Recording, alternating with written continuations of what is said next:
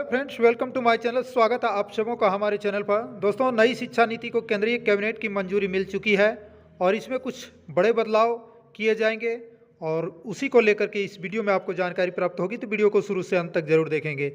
तो चलिए अब आगे हम पूरी जानकारी देते हैं। माननीय मंत्री शिक्षा विभाग भारत सरकार द्वारा प्रस्तावित नई शिक्षा नीति 2020 को आज के केंद्रीय कैबिनेट ने अपनी स्वीकृति प्रदान कर दी है यानी आज जो है इसकी स्वीकृति मिल चुकी है। आज केंद्रीय सरकार की कैबिनेट की स्वीकृति के बाद 36 साल बाद देश में नई शिक्षा नीति लागू हो गई है और जो है कैबिनेट ने नई शिक्षा नीति को हरी झंडी दे दी है, न्यू एजुकेशन पॉलिसी 2020 को। अब देखिए इसमें जो है कुछ जो चेंजिंग होंगे, खास बातें आपको बताने जा रहा हूँ। केवल 12वीं क्लास में होगा बोर्ड, यानी 10th में जो बोर्ड होते थे वो अब नहीं होंगे, ठीक है। उसके बाद एमफिल होगा बंद। एमफिल की पढ़ाई जो होती थी वो बंद हो जाएगा। कॉलेज की डिग्री 4 साल की हो जाएगी। 10वीं बोर्ड खत्म, एमफिल भी खत्म, ठीक है। आगे है अब 5वीं तक के छात्रों को मातृभाषा, स्थानीय भाषा और राष्ट्रभाषा में ही पढ़ाया जाएगा। बाकी विषय चाहे वो अंग्रेजी ही क्यों ना हो, एक सब्जेक्ट के तौर पर पढ़ाया जाएगा।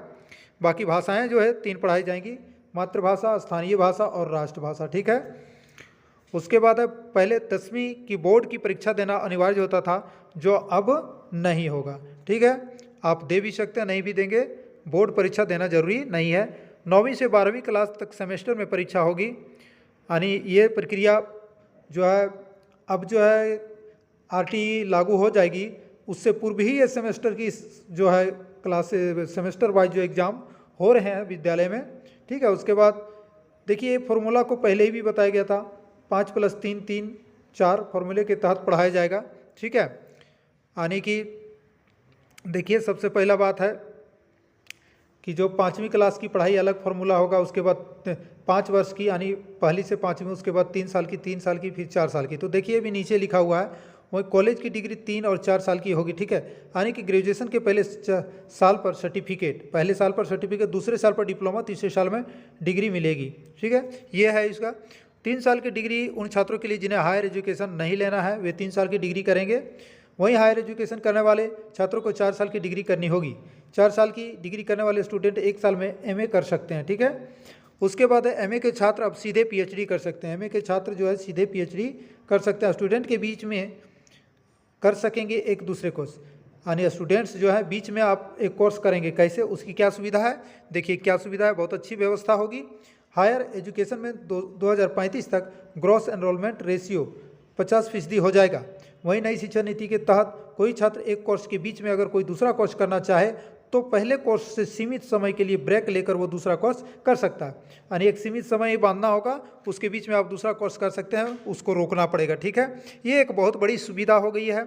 उसके बाद हायर एजुकेशन में कई सुधार किए गए हैं। सुधारों में ग्रेडेड एकेडमिक, एडमिनिस्ट्रेटिव और फाइनेंशियल ऑटोनॉमी आदि शामिल है। इसके अलावा क्षेत्रीय भाषाओं में ई कोर्स शुरू किए जाएंगे। वर्चुअल लैब्स विकसित किए जाएंगे। एक नेशनल एजुकेशनल साइंटिफिक फॉर्म है ना, NETF शुरू किया जाएगा। बता दें कि देश में 45,000 कॉलेज हैं। फिलहाल अभी जो है देश में 45,000 कॉलेज हैं। सरकारी, निजी, डीम्ड सभी संस्थानों के लिए समान नियम होंगे। माननीय शिक्षा मंत्री भारत सरकार। तो ये बहुत खास बदलाव किए गए हैं आरटीई यानी नई शिक्षा नीति में और केंद्रीय कैबिनेट की मंजूरी मिल चुकी है। अब जो है इसको जो है हर राज्य को इसका पालन करना होगा। तो चलिए हमें दीजिए इजाज़त। जय हिंद, जय झारखंड।